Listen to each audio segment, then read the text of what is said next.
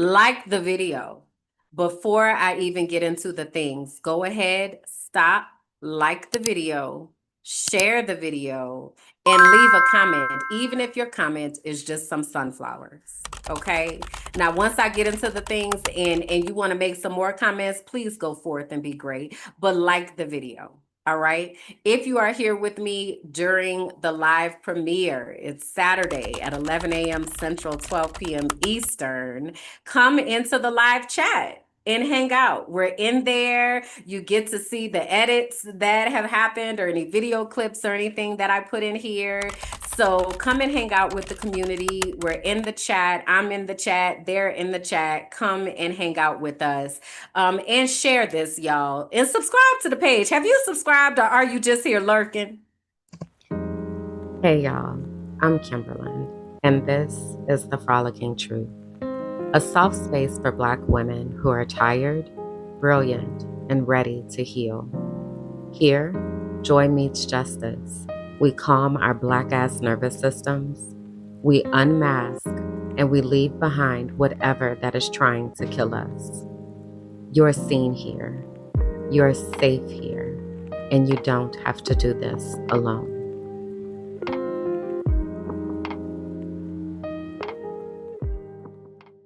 Every time I hear that intro, I get really excited because I'm really proud of myself how I did that. That is not where my area of expertise lives, but every time that I hear it, I'm like, man, I put that together. So anyway, hey y'all, welcome to episode 14 of the Frolicking Truth for Black women who are tired, brilliant, and ready to heal, where joy meets justice and nervous systems get free. It is okay if you do not align with those descriptors. You are still welcome here. I just ask that while you are here, that you come ready to listen, learn, and support. My name is Kimberland. I forget to say that so many times because it says it in the intro, but hello, my name is Kimberland, and welcome to all the new subscribers. I'm so happy to have you all here with me and bring people that align with this space because we are building a community brick by brick, literally. But hey, Toolshed! My name is Kimberland and I do a lot of things and I am a lot of things. I will lead with I am an educator. I'm a scientist. I am an actor, a model, a dancer, intuitive melanated life coach. I am a visionary. I'm a motivational speaker. I'm a mentor. I'm an auntie. I wear a lot of hats, and there are a lot of intersections that are here. And as you all are coming into this world, I invite you into the complexities of Kimberland. That's not how you pronounce my name, by the way. My name is not Kimberland. My name is Kimberland, like England or Maryland. Okay. Um, so yeah, I'm gonna clip that. But anyway, when I was growing up, that was one of the things that people used to always say to me, and my cousin Kalanda, that I have a podcast with, so you don't put syrup on your grilled cheese. She would always say, "I'm going to Kimberland," because she felt like it sounded like an amusement park. So that was always very interesting. But anyway, that's me. What's up? So I am the visionary behind Minding My Black Ass Business. This page, this movement was created when I left the US in October of 2021 after experiencing racialized trauma and a whole lot of craziness and scheming and money not appropriating funds appropriately in education. And It was a lot. And a lot of the things that are happening right now, I saw those things happening back then. And I said to myself, okay, we don't need to be here to see the rest of this. We can just go. So that's what I did. So I've been gone since then. And since then, I feel like I have been yelling on the internet for people to follow those footsteps or to, at the very least, divest from the craziness of the system that the United States has so many of us wrapped up into. Um, and I've helped several people leave the US and they're all over the world. So, Colombia, Peru, Croatia. Someone just messaged me the other day and said that she was going to the Philippines, Barbados, um, not Barbados, Belize, sorry. So there have been some folks that have been like, girl, let me get on that pathway of freedom. And they have taken those steps. So if you are somebody who is also seeking that type of support, please get on my calendar. If you go to findingpeaceabroad.com, you will be able to schedule some time with me for me to help you with that situation. All right. But I wanted to put all that at the front because I realized that I just started talking and some of y'all, this is the first time that you're finding me. So you're like, who are you though, ma'am? And I appreciate you for sticking around and staying and pushing the like button and leaving comments and things. I really, really do. But I wanted to give y'all some context because I know that new people are coming every single day. So I want to give you some insight and understanding into who I am and what I do and why we are here. Okay. All right. So, having said that, let's get into the auntie check in. This is the segment where I give y'all a little bit of insight into what's happening in my inner world. Might be a personal update, might be just something I've had on my heart, something I have unlearned, or some rabbit hole that I've been diving down. You never know. But anyway, this is the place where I let you know the things. So, I want to kick off the Auntie check in with sharing some comments because one of these comments had me cracking up so bad.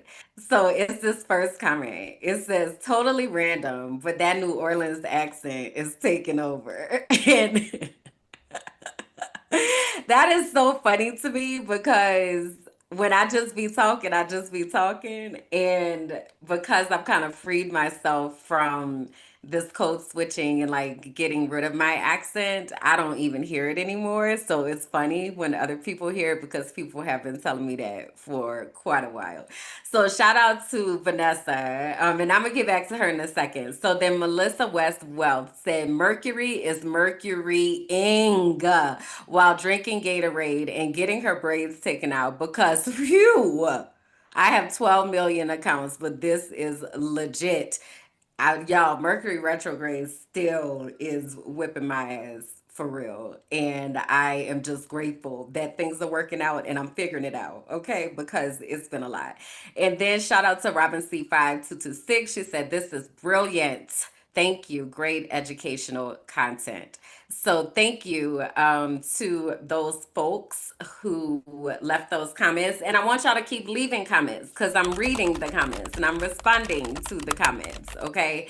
So please do continue interacting, asking your questions, talking about the things like that matters. And it also helps the algorithm pick us up and give us to the people that are actively looking for us, whether that be myself or Kalanda or anybody else that is affiliated with this universe. All right. So, having said that, I said I was going to come back to Vanessa. So, shout out to Vanessa at The Well Educator.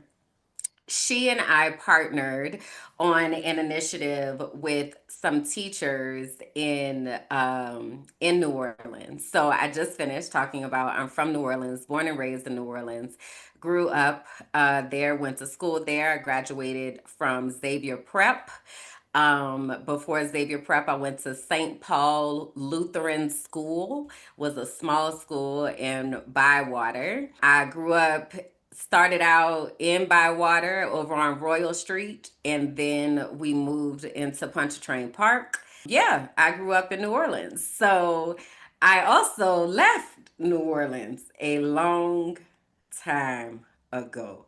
I pretty much, when I turned 18, I knew like my whole life that I was not going to be an adult in New Orleans. A lot happened there, and it was just not a place that I saw myself living or raising a family or any of that. This partnership has allowed me to continue to impact home, even though I'm not there. And that's something that is really important to me. So I'm going to share with you all an event. So the Well Educator did an event in New Orleans, and these are some of the pictures here. So it was a yoga event called A Seat at the Mat. And there were, I don't know, almost 20 people that were there during this event. And Vanessa facilitated a yoga experience. And then after yoga, they took some time to debrief. And this video is showing them utilizing an excerpt from Discover Your Destiny, where they were talking about their self care plans and thinking about what they wanted to do to help themselves to be grounded and practices that they could put in place, such as yoga, to be able to support themselves. So the papers that you see there on the ground, those are a piece out of my life coaching curriculum. So I was really honored to partner with Vanessa and to use my resources to be able to support these educators that are far away but near and dear to my heart, because that is where I'm from. So knowing that I get to continue to uh, give back to the New Orleans community is something that is really, really important to me. So, shout out to Vanessa, and thank you for including me in your event. It was a smash hit. I'm so, so proud of you. And I can't wait for the ones that are going to happen in the future. So, inside of last year. So that's one of the things that I have been up to. And, I've been doing a lot of stuff behind the scenes that people don't really know about. I want to do a better job at popping my shit because I am that girl. End of discussion. Period. Point blank. I Period. mean, Period. And that's on period. Period. Per. Per. I know who I am. And I don't mean that in any type of conceited manner. I am very much confident in knowing who I am by this point, and I am that girl. Okay.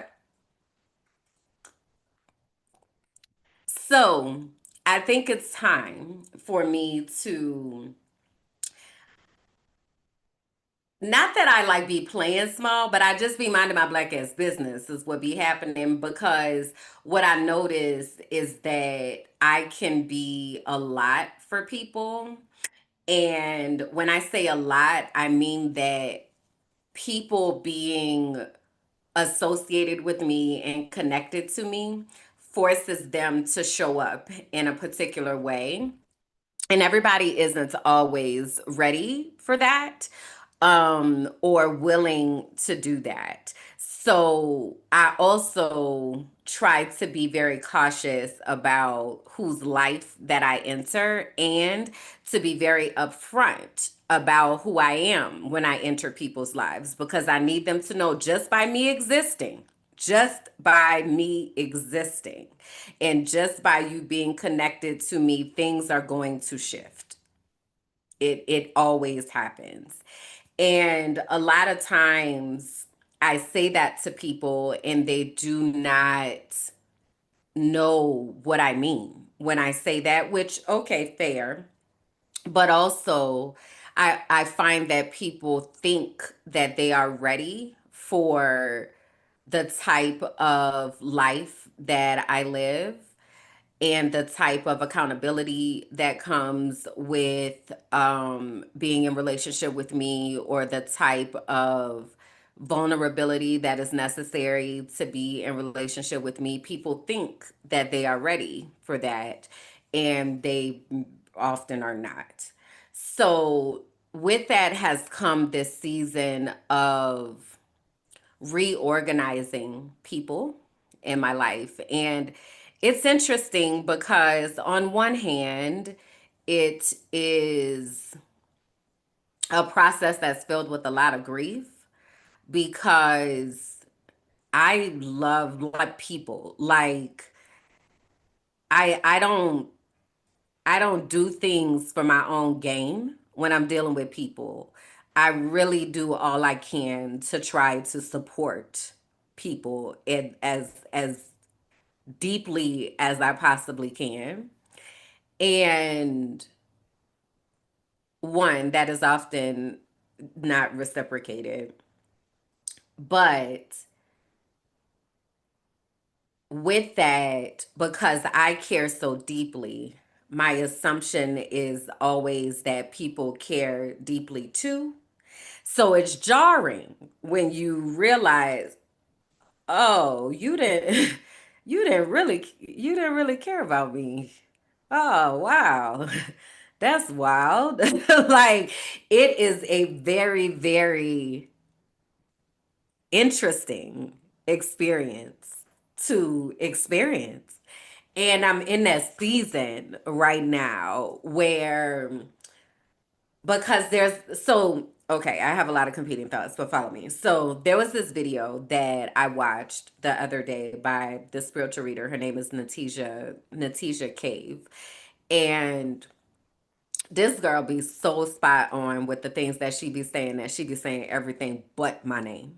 Like, this past reading, she was like, yeah, because Pennsylvania, you from the South, you an educator, you got a platform, you even a life coach, you just found a new house that brings you peace. You like, I was like, hey girl, hey, like, relax, okay?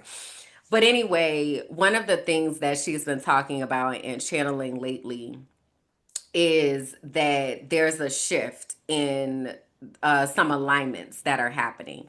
And I have been feeling that, and I have been seeing that. Hello, new subscribers. Hello, increased audience, right? So I have been seeing these things aligning. There was even someone who left me a comment here on one of the videos when I said I'm looking for people that are committed to helping us in community, and they left a comment. So then I was like, oh, let me connect with you, like send me an email. And then they got on my calendar, we had a conversation. It was like, oh my god, wow, this is gonna be good. I don't know what this is finna be, but I'm so glad that you left that comment, right? So there's been this shifting that has been happening, and I recognize that, and it is very exciting, honestly. And you all get to see it happen and unfold. Like, you are not necessarily on, well, you kind of are on the ground floor, but like, this is the rebuilding. So there was something that was built, toe that down.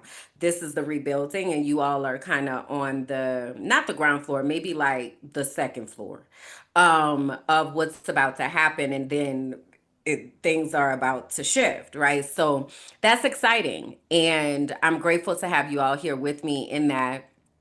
And one of the things that Natisha said that brought me bringing all this together, she said, there have been people in your life that have been close to you that have actively been wanting you to fail, but God is sending complete strangers that are going to go harder for you than even people that are in your family. And that's when I sat down and the waterworks started. Okay.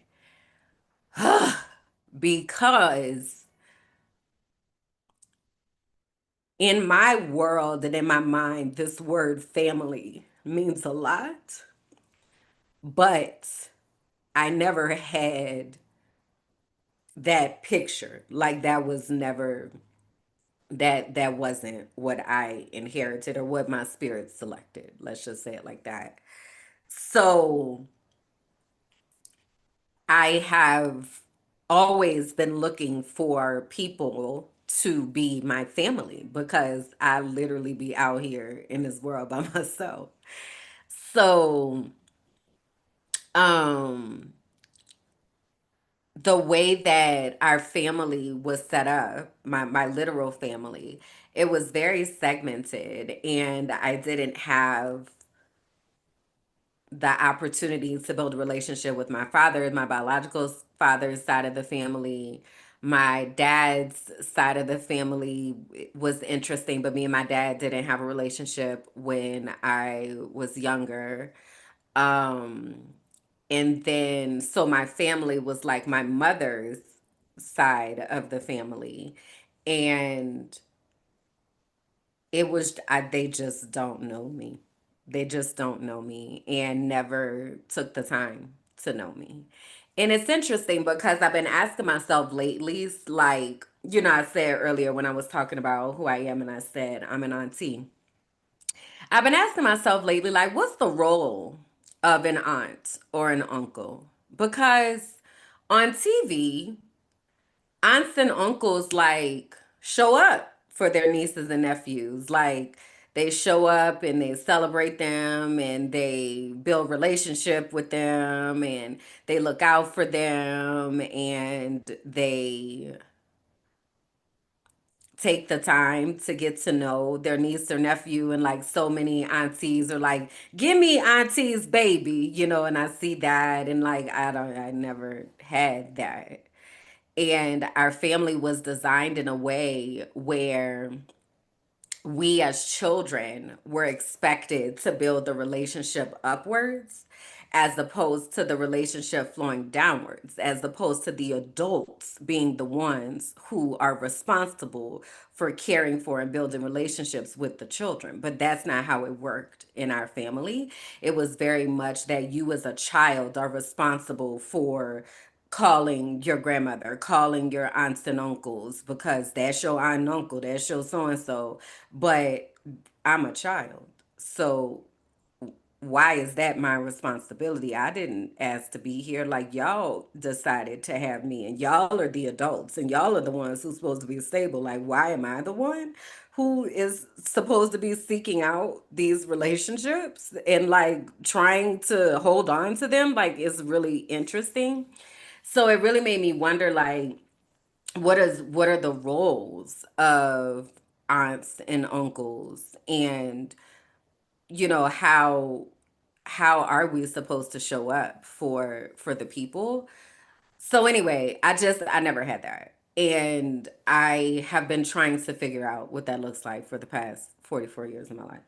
So I said all that to say this shifting that's happening is causing realignment. And there are certain people that are not coming to wherever this next phase in my life is about to be.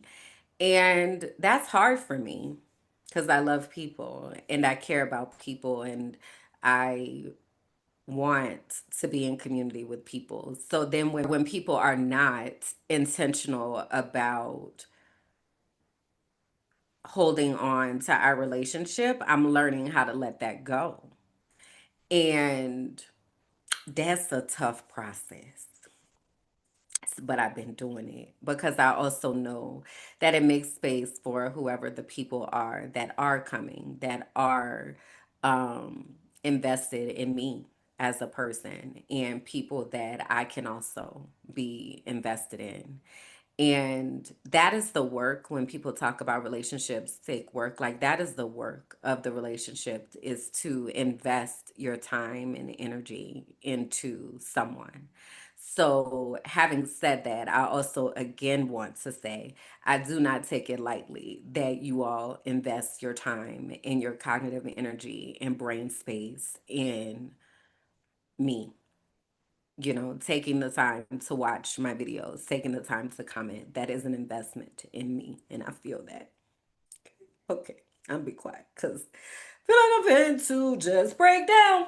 Okay. Ugh. Whew. So anyway, um, one of the things that I wrote down that kind of goes to all of that I was talking about as well is that words mean things. And I think that sometimes people don't really realize that words mean things. And people use their words very carelessly. And it's confusing to me. So I want to go back. You remember I was telling you about the housekeeper last week? And then, so she was supposed to come on Tuesday. I had recorded on Wednesday, and I had my moment about all the stuff I had to do to prepare for her to come. And then she came on Friday, and then we had So You Don't Put Syrup on Your Grilled Cheese on Sunday, and I had another crash out because what I realized is that the housekeeper is not a housekeeper, she's a cleaner. And the way that she is just putting my things back any kind of way is sending me. So on Sunday, I had my moment and I was like, I just, something gonna have to happen. So I messaged the owner because this is her employee. Okay. And this is what I said. All right. Because I want to always ensure that I am clear. Right. My best friend Bianca has a saying: people lie, receipts don't. So at this point in life, I am very cautious with having conversations that are not documented or recorded in some way, shape, or form. Usually, I video record a lot of things, but at the very least, I have my AI note taker, whether that be Zoom or Otter or something like, or I'm following up with the email. Like, it's very rare that I have a conversation with no record because people lie, receipts don't. Okay, so having said that, in the spirit of receipts, I'm gonna read y'all the message that I sent. So I said, hello, owner. I want to begin by saying thank you for the opportunity to live in this space. I've had several positive experiences here, and I genuinely appreciate the care you've put into making the apartment feel warm, beautiful, and welcoming. It's clear you take pride in the home, and that has contributed to my overall sense of peace while here. You've asked me a few times if I had any feedback, and until now, I hadn't been in a position to share. Side note. So, what'll happen is I'm like washing clothes, and then they'll come up to me and they're like, "You liking it? Are you liking the place?" And I'm like, yeah, sure. Like, I'm not even, my brain people are not even in that office at that time. So I'm the type of person, I need processing time to get my thoughts together to give you intentional words. You know why? Because words mean things. And I want to be intentional about the words that I use and the words that come out of my mouth. So I often choose not to say something if I'm not prepared for the word, to select the words that I need to communicate what I'm trying to communicate, right? So anyway, you've asked me a few times if I had any feedback, and until now, I hadn't been in a position to share. I appreciate your openness in asking, and I'd like to take a moment now to offer that feedback with care and honesty. While I am grateful for the support offered through housekeeping, I've increasingly felt unsettled by the way that the housekeeper interacts with my space. It often feels as if the apartment is being treated like a hotel, where there is a fixed way of doing things, rather than a home I'm actively living in and paying to be in for an extended time. As I previously shared, I live with OCD, and one of the ways that impacts me is in how I organize and interact with my physical space. When items are moved from the places I've intentionally put them, or items taken and not replaced, it is not only inconvenient, it is deeply disruptive to my nervous system and ability to function with ease. The systems I've created are what allow me to navigate daily life with a sense of calm and stability. I do not believe the intentions are malicious. I believe the heart behind the support is good, but the impact has been difficult. When my choices or arrangements in the space are consistently undone, it communicates, even if unintentionally, that I don't have full agency in my own home. That lack of autonomy makes it harder for me to feel safe, grounded, peaceful, and comfortable in a space where I'm hoping to both live and work freely. I'm sharing this because I want to continue enjoying my time here, and I believe this feedback can contribute to a more mutually respectful experience. If you'd like to talk more about it, I'm open and available. Thank you again for receiving this with care and for placing yourself in my shoes as I share. Warmly, Kimberland. LOL, like a waiter asking if you like the meal while you have a mouthful of food. Yes! Exactly like that. Exactly. Like I just or they just put the plate down and you haven't even put the first spoonful, forkful in your mouth and they're like, "How is everything?" I don't know. It just got here. It's exactly like that. Yes. So, I read y'all what I said. Okay. So she says, know that I have read your message. I understand completely. No worries. The housekeeper does not need to clean if you don't want her to clean. Or if you still want the space to be cleaned and want me to tell her how you would like it cleaned, it's fine as well. Believe me, I understand how you feel as my mother had OCD and growing up for me allowed me to know what that is. I feel like I have the same feelings, but the housekeeper cleans my home very differently. So I can either tell her you can explain how you would like her to clean, or you can just continue to clean your home. All I ask is that you maintain it. And then she told me she was out of town. So we'll talk about it when we get back. So this was the place where I got confused because at no time did I say I didn't want her to clean. And the first thing that she said was she doesn't need to clean if you don't want her to clean. And this is the thing. So this is an amenity, if you will, a service that is provided that is included in the rent that I am paying. So if I am saying to you the way that this is coming across is not conducive to what I need to have happen, why is your first suggestion that she don't have to do it? Why is your suggestion not, let's, thank you, this is not how she operates in my home. Let's figure out how to honor your home because I understand what you're saying. Like it's just, and so one of the reasons that I had sent it written is because I did not say that. So then I responded and I said, I hope I did not imply that I don't want her to clean, as that was not my intention. As I stated, I'm very grateful for the service. I also want to ensure that my living space is being treated with care, as I want to be at peace here.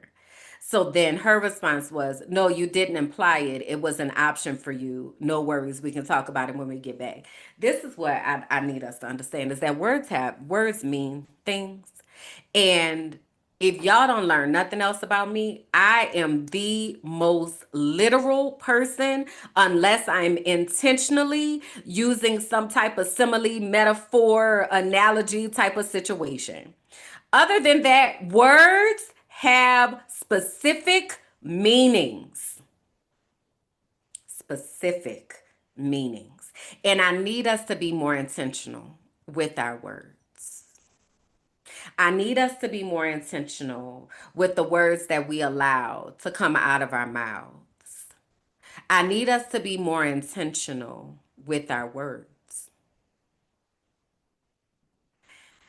Because what happens, they say a lot like neurodivergent people, like we don't understand nuance or we don't. No, it's not that we don't understand, it's that y'all be lying. Y'all just be using words all willy nilly like they don't even matter. That is why we don't understand what is happening because you are not using your words with intention. You just saying any damn thing. So then here I am with my literal self, with myself who tries to always operate from an integrous place, believing the words that are coming out of your mouth, and you just sitting here lying.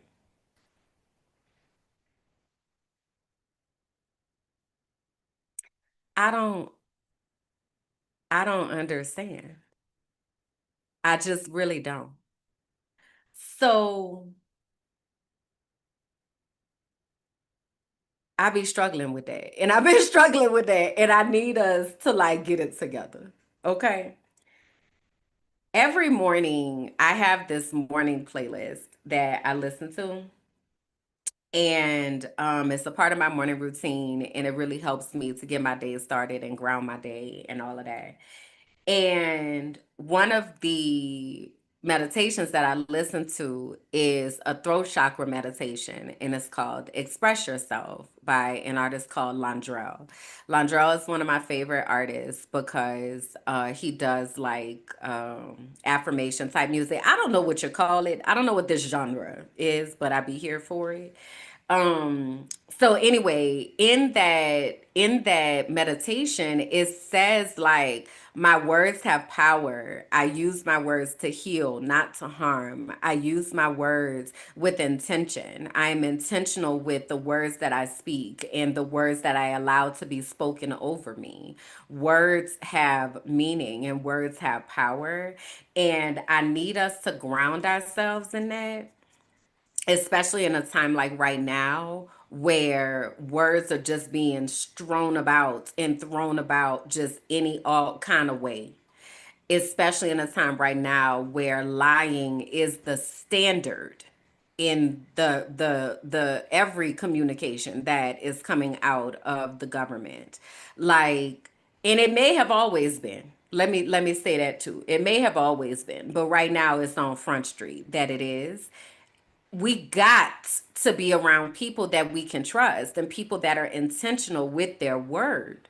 That is literally all some of us have is our word. And if you can't honor your word, like, come on now. Also, it sounds like the gardener is here. Now, I done asked these people. I don't want it to come off as ungrateful because I very much appreciate the space, and I very much am usually at peace here, but there are certain things that are disruptive for no reason.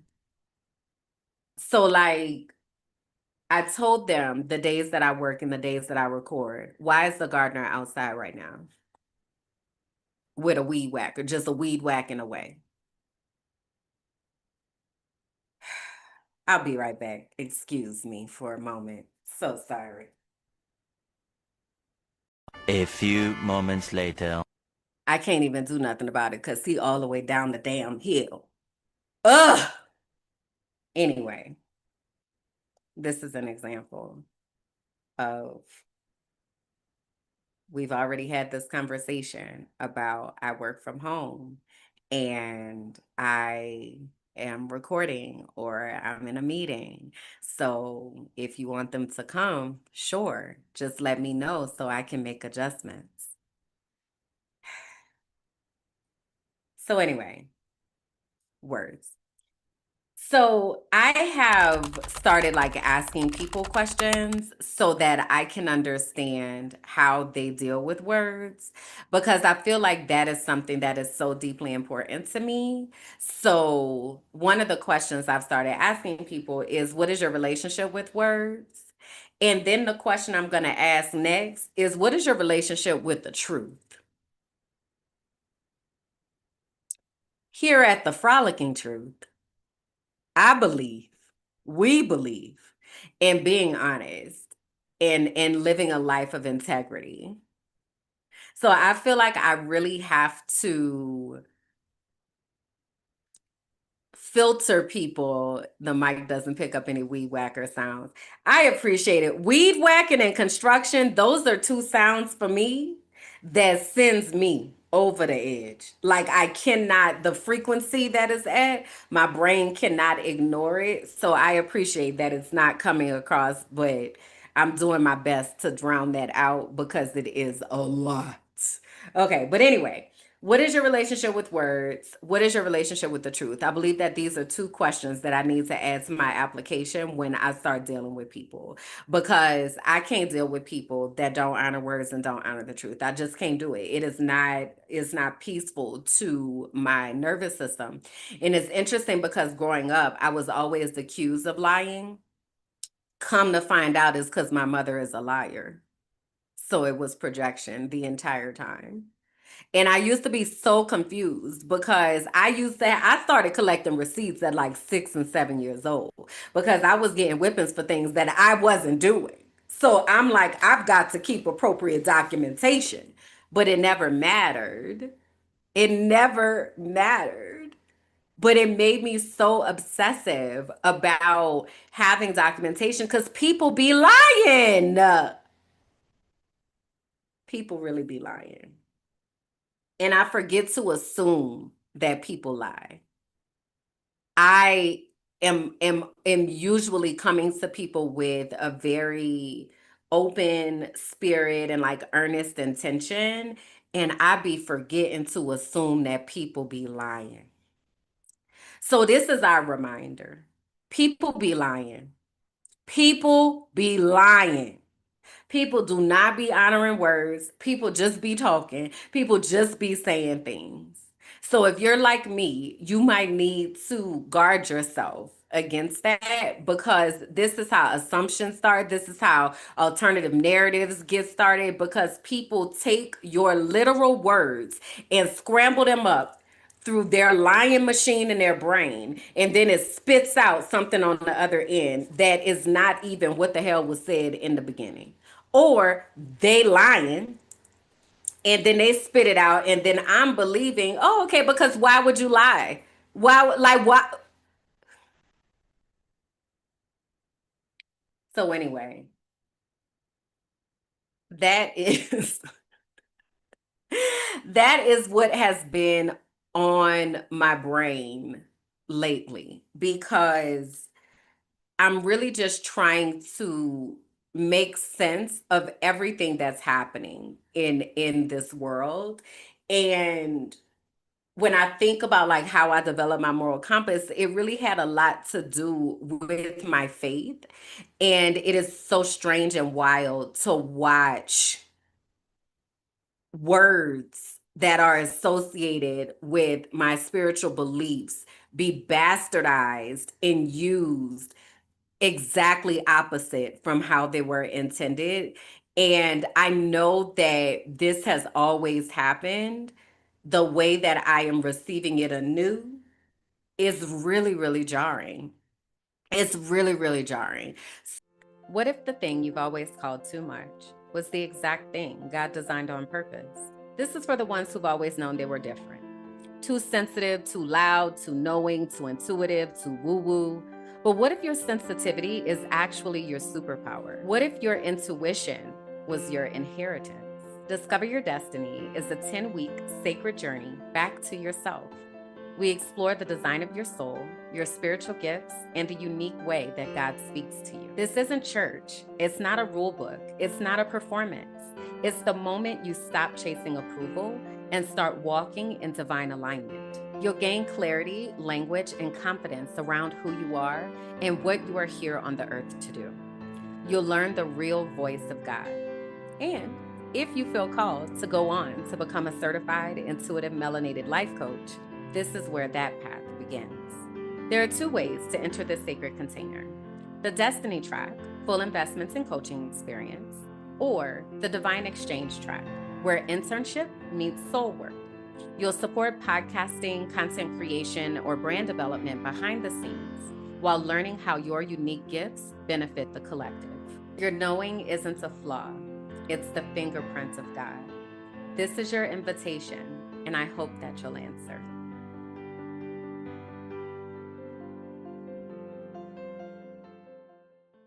So I had watched this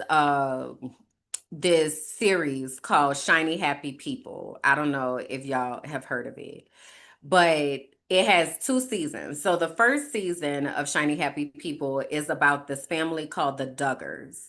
And the Duggars were on reality TV, maybe TLC or something. By the way, TLC, the Learning Channel. I used to love that channel when it used to talk about learning.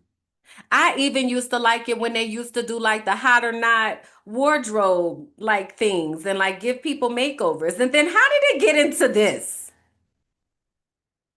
Capitalism. So anyway, the Duggars had a reality show. They had like 12 kids or something like that. And they lived this traditional life. Come to find out, one of the brothers sexually violated one of the sisters, and like there was a whole thing behind that. Maybe that's what got the show canceled. I don't know, or they might still be around. Who knows? But anyway, after they finished talking about them, they started talking about the movement that they belong to. And this is the movement where it's like trad wives and like what they call them fundamentalists and all this, right? So they're supposed to be at the core of what it says biblically. And they talked about how these people have been infiltrating government. So one of the pathways that they take them through is this celebrity so that they're able to get elected into office so that they can get into government to be able to pass the type of laws that we're seeing happening right now. Straight Handmaid's Tale type stuff. And so that was season one. Okay. Now, season two, they're talking about teen mania. So, teen mania is about how they program the children to further these agendas. So how the children will go to these youth groups and the conference or whatever was called Teen Mania, and they would train them to be soldiers in the army of the Lord. I read something somewhere the other day and it was talking about how like the imagery that comes with Christianity so often, especially evangelical Christianity, is that I don't even know what to call it because it's not Christianity. It is not following the teachings of Christ. I don't know what to call it. Evangelical doctrine. Um a lot of time the imagery is about soldier fighting, being in the army. And when I go back and I think about the songs I used to learn in vacation Bible school, and it was always like I'm a soldier in the army of the Lord, I'm a soldier on the battlefield. Like it was always like about fighting. And looking in hindsight now, it's like, wait a minute, what why is that the imagery that was given? Because that's not, Jesus wasn't walking around fighting. Like Jesus wasn't walking around geared up in army fatigue. And like that's not, Jesus moved real compassionately and lovingly and very much smoothly, like not that. So I'm confused. Um so anyway, it was talking about how they indoctrinate these teens. They had like they get them into this internship program and they're working for free in call centers and trying to get people to be a part of the international missions projects and all that kind of stuff. And as I'm watching it and like taking it all in, I'm saying to myself, "Oh my God, I was in a cult." I was in a cult. Oh my God. Oh my God. This is what I need us to understand about church and religion. I made this post some time ago and I was like, churches are gangs. And I still believe that. And also, churches are cults. And let me tell you why. So I remember this one time that I was in Tampa and I was about to leave this church. I had just got called. I just told y'all last week about being in Actors, Models, and Talent for Christ. And I had done my training to be a trained actor and model, and I did my Shine Showcase and all that kind of stuff. Which, by the way, Carrie popped up on my Instagram feed the other day. She's been off social media for 5 years. And yesterday I opened Instagram and there she was. She was like, I'm back. And I'm like, oh my God. So that's gonna be interesting. I keep y'all posted on that. But anyway, so during that time, I was at this church and I had taken the pastor out to dinner so I could tell her that God was shifting my life into a different direction and I was going to be leaving the church and I'm going into entertainment. That is the call that I have received and all of that. And that lady looked at me and she said, God don't want you in the wilderness. And I was very confused because I said to myself, ma'am, I know God. I have a personal relationship with God. I'm not about to be in nobody's wilderness. What are you talking about? And do you know that lady proceeded to lie about me all through that church? That lady told them people I left the church because I didn't want anybody correcting me. She had never tried to correct me about nothing. She was always trying to like be my mom and like all this. It was so weird, yo. And I didn't understand what was going on until I got to therapy. And my therapist was like, this is triangulation. Like, this is toxic. This is manipulation. But you know what the wilderness meant? The same way that they're talking about things being woke ideology. That's the same thing. Is when you get the understanding of the way that you have been being manipulated and the way that they have been using God to exploit you and use your gifts without actually providing sound doctrine. Once you figure that out and you start asking questions and noticing, now you in the wilderness. Now you a heathen. Now you out here in the world.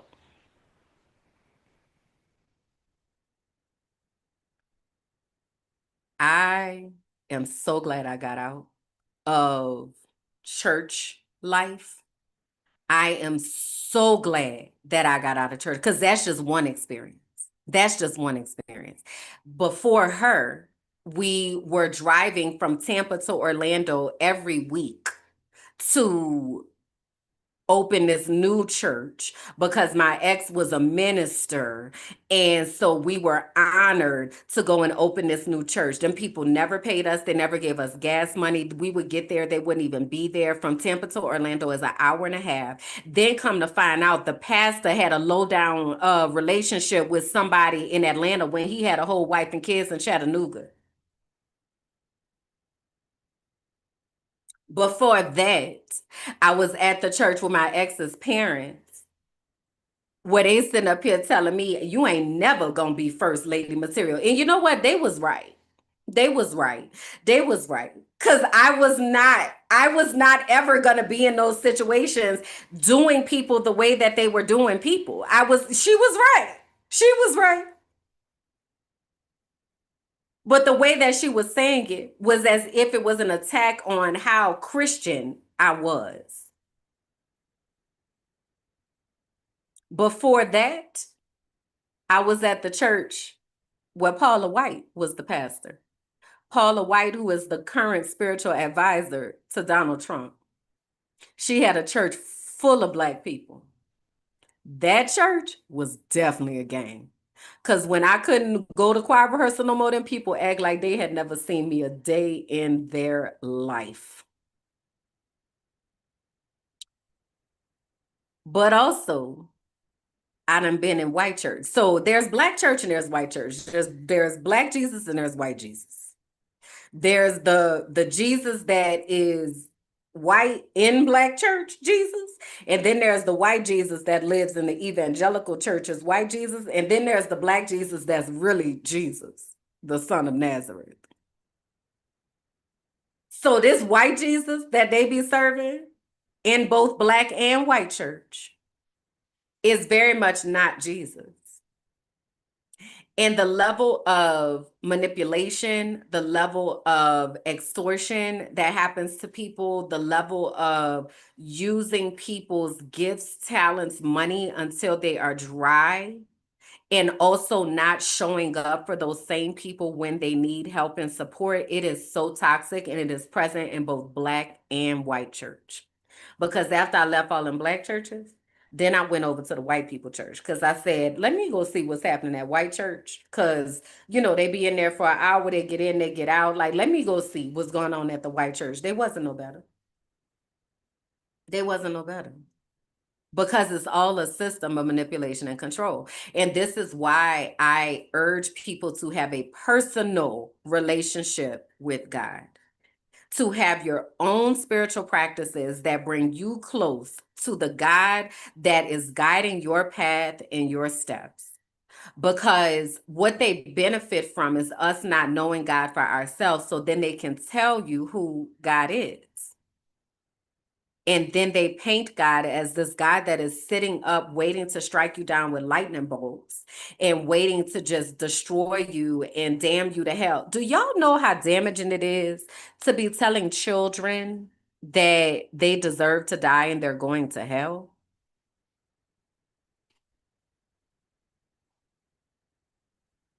Do we do we think that that is healthy? Because it's not. And what it does is it sets up children to look for children are innocent until they are programmed.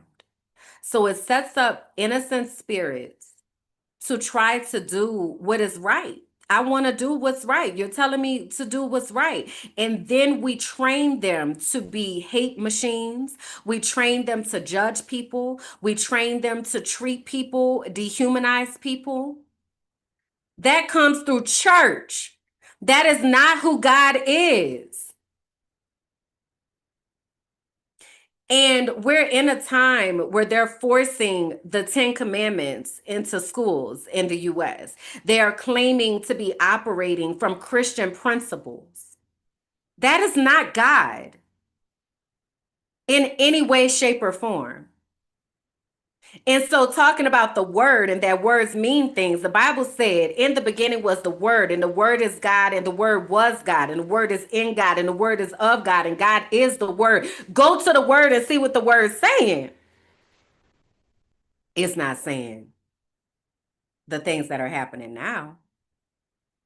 And what's so interesting to me, especially when it comes to children, is like they're talking about releasing the Epstein files. And they've been talking about releasing the Epstein files.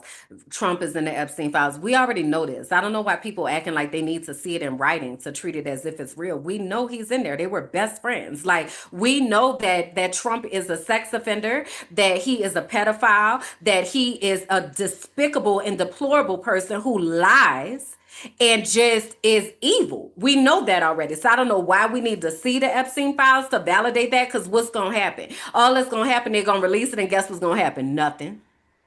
Nothing. You know why? Because they have twisted words so deeply to where people continue to excuse it. I asked us a few episodes ago, what is the line? Where is the line for where we say, okay, that's enough? Hey, now. And usually the line is at children on paper. But what we need to understand is that the United States has always treated children as disposable, have treated children as experiments, have treated children as a labor force. Y'all know they lowered the age where for child labor and have been messing with the child labor laws. So that usually it's like kids can only work so many hours in a week. They can only work particular hours in a week. They can't work like full time. They have changed those laws, they said, to be able to help the farmers and stuff like that. But that is they moving the goalposts. And then they just tell you something else.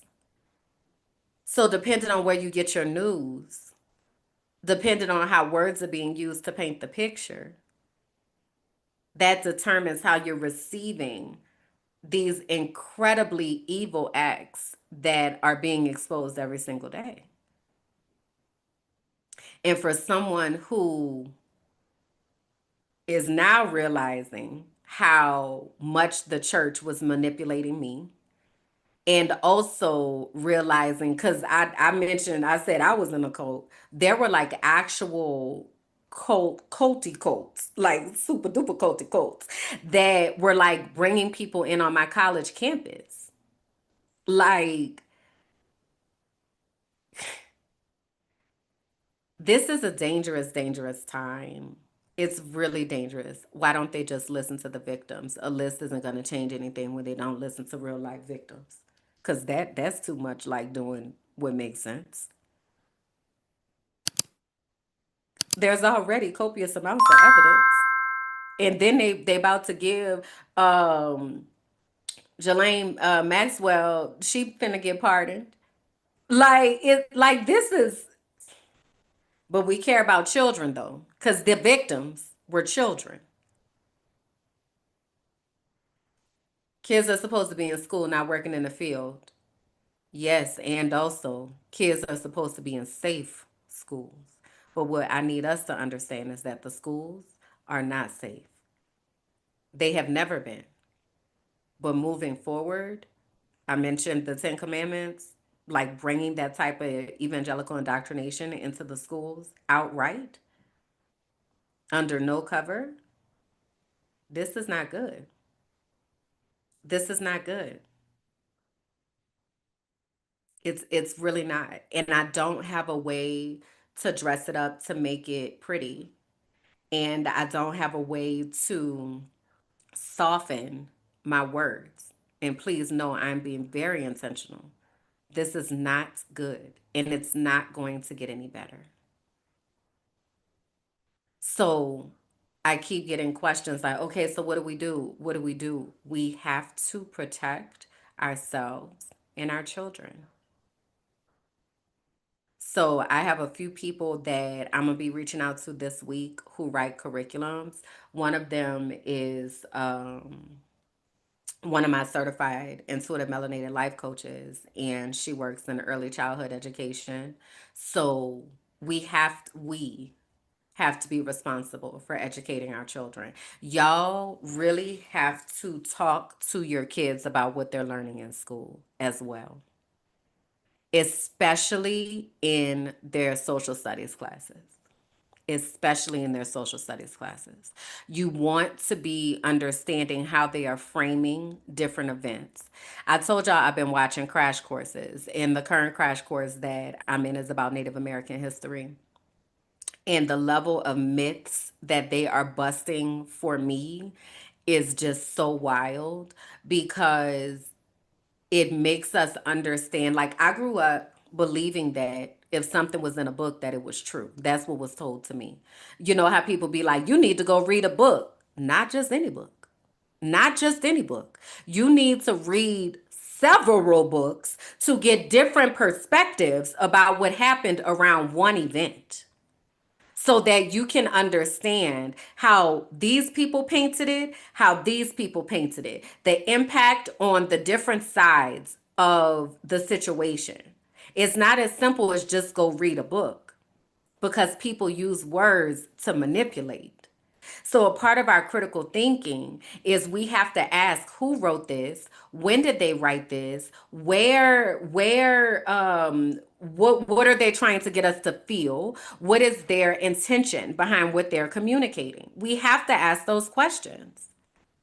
We cannot just take words at face value. People be lying, including the textbooks. So, textbooks are owned by billionaires, by the way, who paint the narrative in the government. So, our responsibility is to make sure that we are educating our children, that we are giving them a holistic understanding of the world, that we are helping them to develop their moral compass. Y'all know how they told us that indigenous people, Native Americans, were savages growing up, and that the first Thanksgiving, the Pilgrims and the Indians were eating together and they were sharing. That's not true. That's not what actually happened. That's not what actually happened. But generations and generations of people have been told this story. So, what that allowed us to do was to erase indigenous people, to dehumanize them as if they never existed when they were here before this country even started. We learned that in school. Schools are indoctrination centers now more than ever. It's all over the world. Powerful and ruthless people. Yes. And I'm talking about the US because I know the US, right? But chime in about how this is, because if your country has been colonized, this is happening.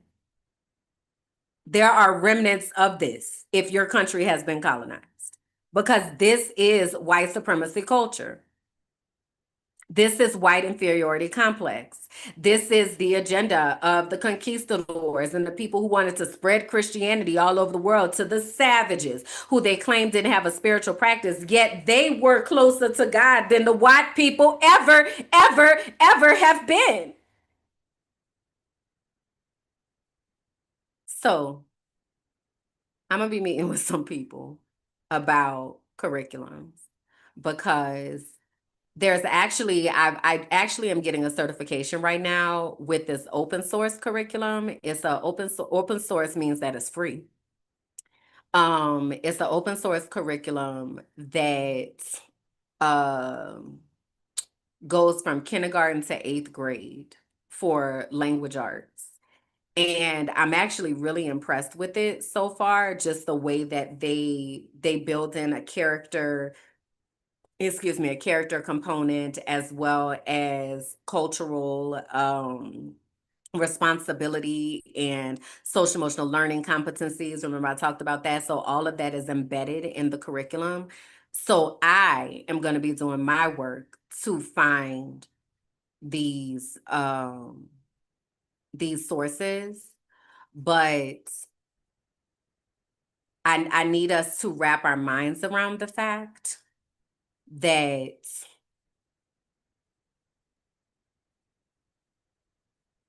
we have to be responsible for educating our kids. We have to take that responsibility. That we cannot leave that to the government at all. Even we would watch US TV shows and thought that's what happened. The Pilgrims and Native Americans sat at a table and shared turkey and lived happily ever after. Yeah, it's propaganda. It's propaganda. So our job, our responsibility is to teach our children the truth. And that starts with accepting the truth for ourselves. And that starts with seeking out the sources of the truth, getting outside of the algorithm and the echo chamber. We have to do that, which means that we have to be connected to our spirit. We have to be connected to the God that is inside of us so that we are able to operate with that type of movement and that type of compassion towards people and that type of opening our hearts and our spirits to asking questions about humanity. If you follow the questions about humanity, it is very quick that you will come across the type of damage that has been done to the human beings that were in a situation. I told you all that I was going to start the new offshoot of the Frolicking Truth called Gathered. And we had our first episodes I recorded with Kareen. I think it's going to come out next week, if I'm not mistaken. But Kareen and I recorded and we talked about environmentalism and what it means to be an environmentalist. And I asked her how she got into environmentalism. I'm like, how did you become this person? And she said, because I love Black people. And the more that I ask myself questions about water or food or housing or why there are parks in certain neighborhoods and not parks in other neighborhoods, it always came to injustice towards Black people. And that is what got her into environmental justice and becoming an attorney who fights for environmental rights and being very aware of the things that are happening on the planet and how those things impact us. You mentioned being able to like go outside and just pick a tree. We can't Mm-hmm. do that in the United States. And I don't know if you come back when you've been here, like always like having allergies, and people complaining about pollen and oh, it's that time of the year. That was that's not natural. The reason why a lot of people experience allergies to the degree they do in the United States is because there is an imbalance between male and female trees. There's some trees that are supposed to bear fruit. There's some trees that are not. and the female, of course, bears. But they've intentionally have planted more male trees to prevent those trees from bearing fruit, and then to prevent the very thing you just said, to allow someone just to go up and pick an apple, to allow someone to do whatever. And that's a form of capitalism, and thinking that because you don't deserve food unless you pay for it, you have to go to the store, you have to go, and then these farmers create it, and then you have to buy it. That kind of that mentality. Now the byproduct of that is we have killer allergies and high pollen counts. And then what does that lead us to then have to do? Go to the pharmacy to then get, a prescription or an over the counter, Benadryl or whatever it is, antihistamine, to address the fact that you now have an allergy that you really shouldn't have, but for the fact we don't have enough female trees to counter the creation of all of this pollen. And that's an environmental issue. It is so important to me that we are educated and that we are able to connect the dots, because it is up to us to support ourselves in this next shift. I saw a video the other day, and it estimated that we'll be in these type of times for the next 15 years or so. I believe I've said before, but if not, I'm going to say it again. There's not going to be another fair and free election for a while. This last election was not fair and free. So it's only going to get worse. If there is an election to keep up the facade of democracy, because that is what we're supposed to be, the democracy champions of the world. If there is another election, it is not going to be fair. So we have to accept that. And then we have to build the infrastructure for ourselves to be safe. That is physical infrastructure in community where you are. That is also virtual infrastructure in community. I just mentioned at the top of the show how my resources were able to get into New Orleans. I'm not there and I won't be back there. But because I have those resources, I am able to impact people. That's what I need us to be thinking about. How are we using our gifts to reach to the people that need us? And the people that are wanting to be in community and are ready to honor what is actually happening in the world. And I know that there's a grief that's associated with it. I know it. The same way that I talked about having to leave certain people behind. And that's hard.